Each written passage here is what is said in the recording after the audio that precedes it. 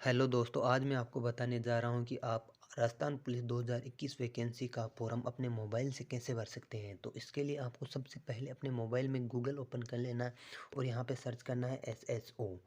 यह सर्च करने के बाद आपके सामने पहली वेबसाइट ओपन हो जाती है, उसको ओपन कर लेना है। और इसके बाद में आपको यहाँ पे दो ऑप्शन आ रहे हैं, लॉगिन और रजिस्ट्रेशन। यदि आपका आईडी नहीं बनी हो तो आप यहाँ पे रजिस्ट्रेशन के ऑप्शन पे दबा के आप अपनी आईडी बना सकते हैं, और यदि आपकी बनी हुई है तो आप लॉगिन कर सकते हैं। तो मैं यहाँ पे लॉगिन कर लेता हूँ अपनी आईडी को। अब आपको लॉगिन के ऑप्शन पे दबा देना है, तो आप अपनी SSO आईडी में लॉगिन हो जाते हैं। और लॉगिन होने के बाद में आपको वो यहाँ पे बहुत सारे ऑप्शन दिखाई देंगे। इसमें से आपको ये जो रिक्रूटमेंट स्टेप 2 दिखाई दे रहा है, इस पर टैप करना है। यदि आपको यहाँ पे ये नहीं दिखाई दे रहा है तो यहाँ पे आपको सर्च का ऑप्शन मिल रहा है, यहाँ पे आप सर्च कर सकते हैं REC। तो यहाँ पे आ जाएगा रिक्रूटमेंट स्टेप 2, इस पर ओपन कर लेना है आपको। तो मैं यहाँ पे इस पर ओपन कर लेता हूँ। अब आप आ जाते हैं अपने फॉर्म। अब आपको यहाँ पे ऑनगोइंग रिक्रूटमेंट का ऑप्शन दिखाई दे रहा है, इस पर recruitment of constable 2021 apply now, इस पर टैप करना है। इस पर टैप करने के बाद आपके सामने ये ऑप्शन आ जाते हैं। तो यहाँ पे जिस भी एरिया से आप है वहाँ से आप अपना फॉर्म फिल कर सकते हैं। अब आपको यहाँ पे अपनी बेसिक डिटेल मांग रहा है, तो यहाँ पे आवेदक का नाम, पिता का नाम, माता का नाम, आपकी जेंडर मेल फीमेल जो भी हो, आपकी डेट ऑफ बर्थ, और यहाँ आप कौन सी कैटेगरी में आते हो। और इसके अलावा आप यदि आप जनरल में हो तो आप EWS में आते हो, आपका रिलीजन कौन सा है, आप मैरिड हो अनमैरिड हो, और आप अपने मोबाइल नंबर भी दे डाल सकते। अब आपके सामने अप्लाइंग फॉर का ऑप्शन आ रहा है, तो जहाँ से भी आप अपना फॉर्म फिल करना चाहते हैं वो सेलेक्ट कर सकते हैं। तो मैं यहाँ पे सेलेक्ट कर लेता हूँ।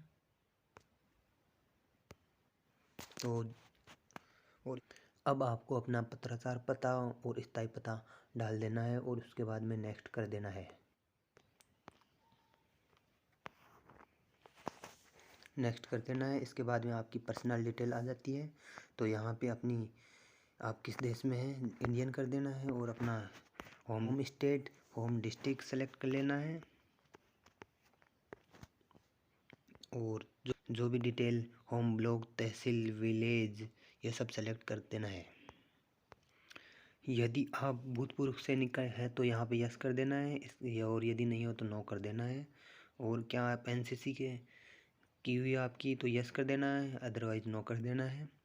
और इसके अलावा क्या आप पूर्व में गृह रक्षा स्वयं रहे हैं, यानी कि आपके पास NSS है, तो आप यस कर सकते हैं, इसके अलावा नो कर सकते हैं।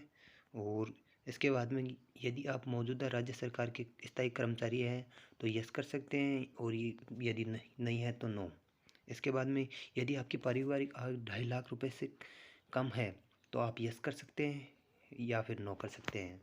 तो मैं यहाँ पे यस कर देता हूँ। यदि डिग्री है तो यस कर सकते हैं, यदि और नहीं है तो आप नो कर सकते हैं। और इसके अलावा भी यदि कोई अतिरिक्त श्रेणी में आपके पास कोई डिप्लोमा है तो आप उसका विवरण भी यहाँ दे सकते हैं। और यदि आपके पास और यदि आपके खिलाफ़ कभी FIR दर्ज हुई है तो आप यस कर सकते हैं, और नहीं हुई है तो नो कर सकते हैं। और उसके बाद में आपको नेक्स्ट कर देना है। अब आपकी क्वालिफ़िकेशन डिटेल ऑप्शन हो जाती है, तो यहाँ पे आपको राइट टिक करना है। और इसके बाद में आपको 10th की मार्कशीट सेकेंडरी लेवल में जो भी सब्जेक्ट हैं वो आपको यहाँ पे फिल कर देनी है। यदि आपकी ग्रेजुएशन पोस्ट ग्रेजुएशन की हुई है तो आप वो डिटेल भी यहाँ पे डाल सकते हैं, और यदि नहीं की हुई है तो आप इसको स्किप कर सकते हैं।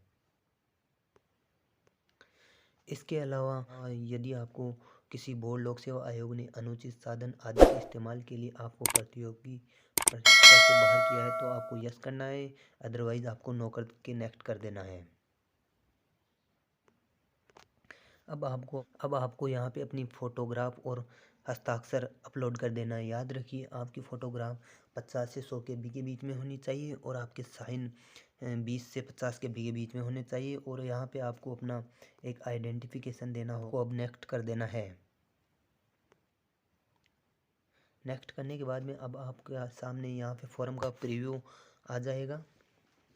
तो यहाँ पे अब आप अपने फॉर्म का प्रीव्यू चेक कर सकते हैं। यदि इसमें कोई आपके फॉर्म में कोई गलती रह गई हो तो आप उसको वापस सुधार कर सकते हैं। तो यहाँ पे अब आपको चेक कर लेना है एक बार आप वापस अपना फॉर्म को पे यहाँ पे आपको डिक्लेरेशन पे राइट क्लिक करके पे पीस कर देना। यदि आपके फॉर्म में कुछ कमी रह गई है तो आप अपडेट पे जाके वापस उस कमी को फिल कर सकते हैं इसके। और ये फॉर्म एकदम सही है तो आप पे फीस के ऑप्शन पे क्लिक कर सकते हैं और आपको यहाँ पे ओके पे टैप कर देना है। आपके सामने यहाँ पे आपका चालान जनरेट हो जाएगा और यह सब करने के बाद में आपको पे फीस के ऑप्शन पे क्लिक कर देना है और ओके क्लिक कर देना है।